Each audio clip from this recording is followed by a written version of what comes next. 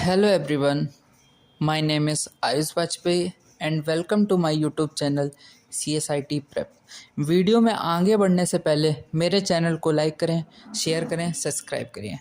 आज की इस वीडियो से हम अपनी सीरीज़ को कंटिन्यू करते हैं एरे के टॉपिक से। आइए समझते हैं एरे क्या होता है। पहले तो एरे की डेफिनेशन समझते हैं। एरे क्या होता है?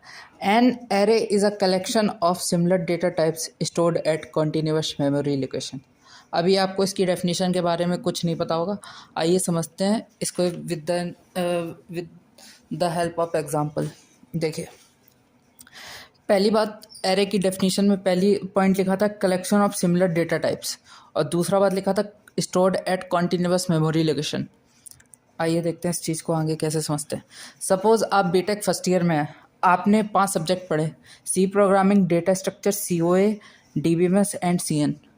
पाँचों सब्जेक्ट में आपके कुछ मार्क्स आ रहे हैं। आउट ऑफ 100 में आपने स्कोर किया 90, 85, 75, 90 एंड अगेन 100 आउट ऑफ 100। अब देखिए, ये जो सारे मार्क्स हैं ये लेट सपोज सारे इंटीजर हैं। अब क्या होगा, अगर एरे नहीं होगी तो आप क्या करोगे?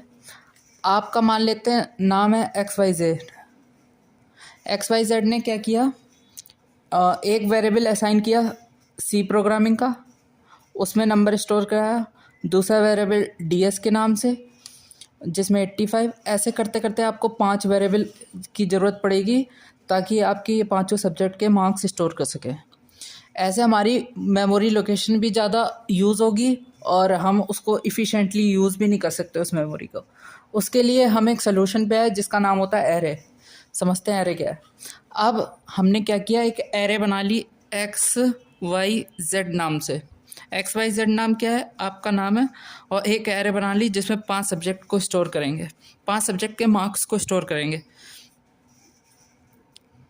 उस XYZ जो एरे है उसका जो साइज़ होगा वो होगा 5, क्योंकि हमें 5 सब्जेक्ट के नंबर्स को स्टोर कराना है। अब देखिए, अब हम इस एरे को इनिशियलाइज करेंगे। जैसे XYZ ऑफ एरे 0 पे हम लोग 90 स्टोर करा देंगे, दूसरा 85, ऐसे ही next subject 75, next subject 90, next 100। इस तरह से हमने एरे में सारे सब्जेक्ट के मार्क्स को स्टोर करा लिया बड़ी इफ़िशेंटली। और ये जो स्टोरेज हुआ है, लेट सपोज पहला एड्रेस 100 था। अब हम जानते हैं कि एरे में लगातार कॉन्टीन्यूसली मेमोरी लोकेशंस होती हैं, और हमने ये सपोज किया है कि हमारा जो कंपाइलर है वो 4 बाइट की मेमोरी को यूज़ करता है। तो पहली लोकेशन 100 हो गई, नेक्स्ट लोकेशन क्या होगी? 104, नेक्स्ट 108, नेक्स्ट 112, नेक्स्ट 116। इस प्रकार से हमने ये सीखा कि एरे की जो डेफिनेशन होती है उसमें collection of similar data types, क्योंकि ये जितने भी हैं ना, ये सारे किस टाइप के, इनका डेटा टाइप क्या है? इनका डेटा टाइप सारा इंटीजर है। हमने सिमिलर डेटा टाइप को स्टोर कराने के लिए एरे यूज़ किया। दूसरा, store at continuously memory location. देखिए, 100 पे 104, 108, 112, 116। इससे हमें ये समझ में आया कि जितनी भी मेमोरी लोकेशन है सब कॉन्टीन्यूसली हैं। इस तरह से हमने एरे की डेफिनेशन को समझ लिया। आइए देखते हैं इसके डिक्लेरेशन के लिए। देखिए, डिक्लेयर करने के लिए हमने डेटा टाइप एरे का नेम और ब्रेसेस लगाए हैं। जैसे इंटीजर, एरे का नाम आप कुछ, सबसे पहले तो ये क्या हो गया, डेटा टाइप हो गया। इसके बाद आप कोई एरे का नाम ले लीजिए। लेट सपोज एरे का नाम ARR ले लेते हैं। उसका साइज़ बताइए, 10 बाइट मान लीजिए। एरे ऑफ 10 को डिक्लेयर करना है। ये क्या हो गया? ये एरे का नेम हो गया, एरे नेम। ये क्या हो गया? साइज ऑफ एरे हो गया। ऐसे डिक्लेयर करते हैं। अब अगर इसी को इनिशियलाइज करना है तो हम इसी में वैल्यूज़ डाल देंगे, 0, 1, 2, 3, 4, 5, 6, 7, 8, 9। ये हो गया डिक्लेरेशन विद इनिशियलाइजेशन।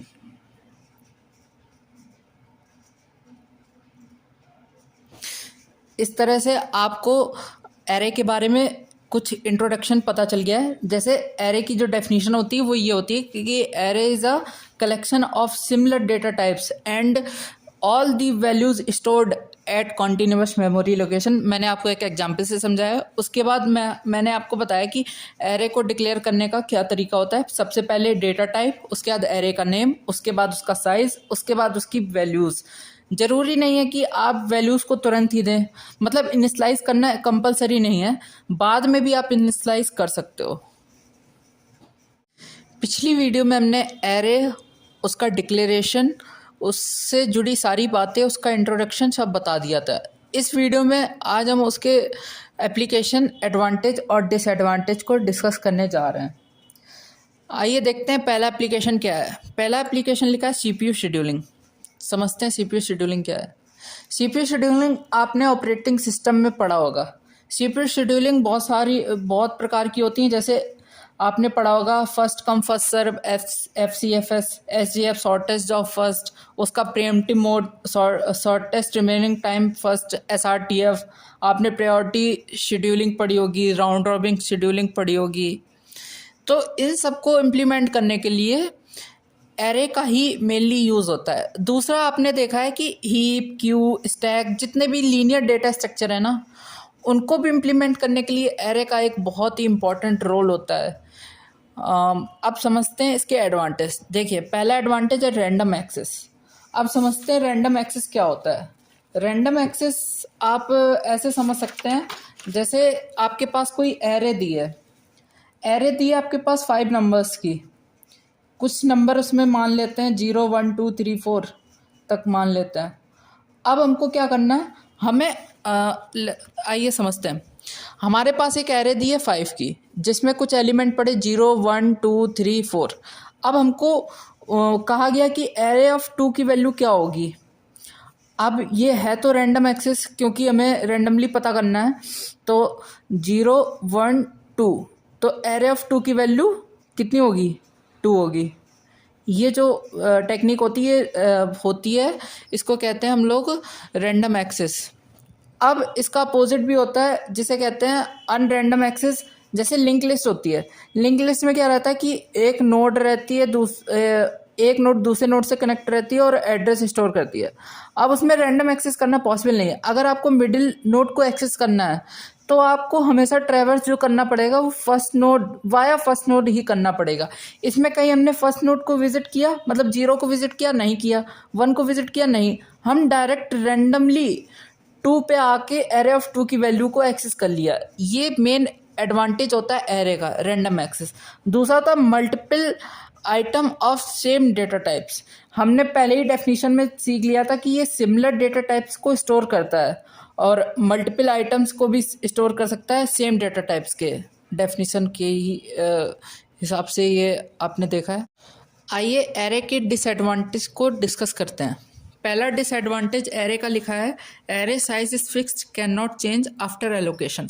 आइए इसको मैं एक एग्जांपल के साथ समझाना ज़्यादा प्रेफर करूँगा। देखिए, हमारे पास एक क्लास 11th के बच्चे थे, जिसमें 20 बच्चे थे। उस क्लास में 20 बच्चे थे।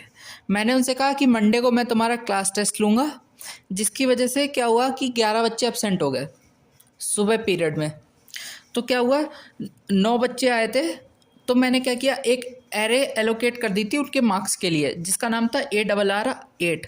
और उनके जब मैंने टेस्ट लिया तो उनके टेस्ट में ये सारे उनके मार्क्स आ गए कि रोल नंबर 1 के 1, 2 के 8, 3 के 9, ऐसे करते करते सारे मार्क्स मैंने स्टोर कर लिए थे।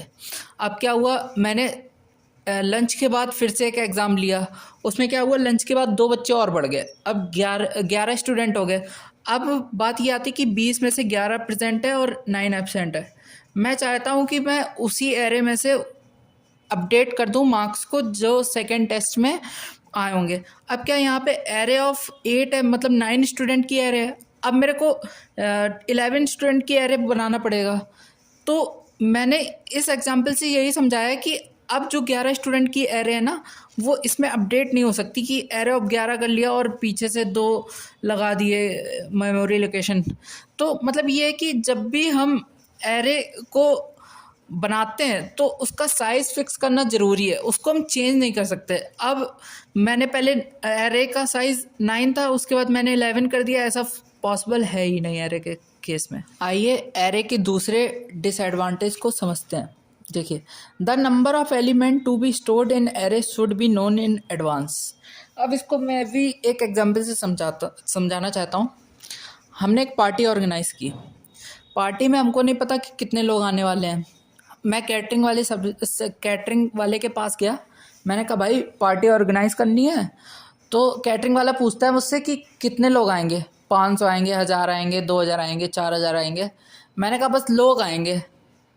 तो ये एरे के केस में ऐसा नहीं हो सकता। एरे कहता है कि जितने भी एलिमेंट्स हैं ना, उनके साइज़ को पहले ही एडवांस में आपको बताना पड़ेगा। जैसे पार्टी में, अगर पार्टी हम ऑर्गेनाइज कर रहे हैं, हमको नहीं पता कितना साइज़ हो सकता है, पार्टी में कितने लोग आ सकते हैं, उसी प्रकार एरे कहता है कि अगर आ रहे हैं तो आप एक साइज़ एस्टिमेट करके बताओ कितने का आ रहा है।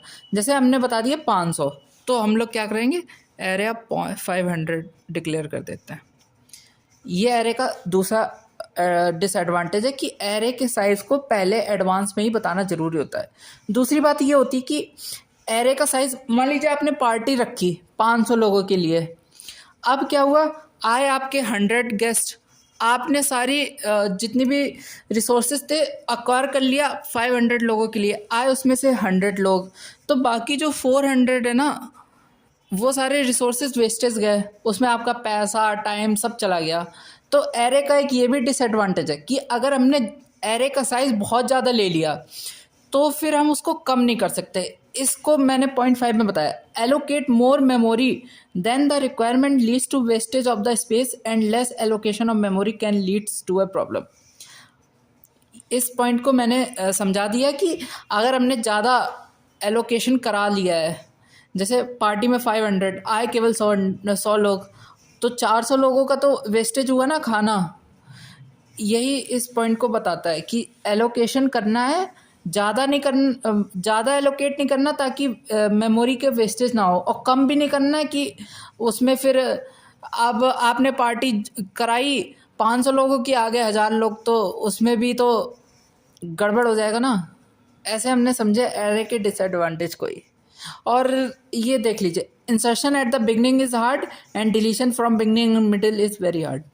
So thank you.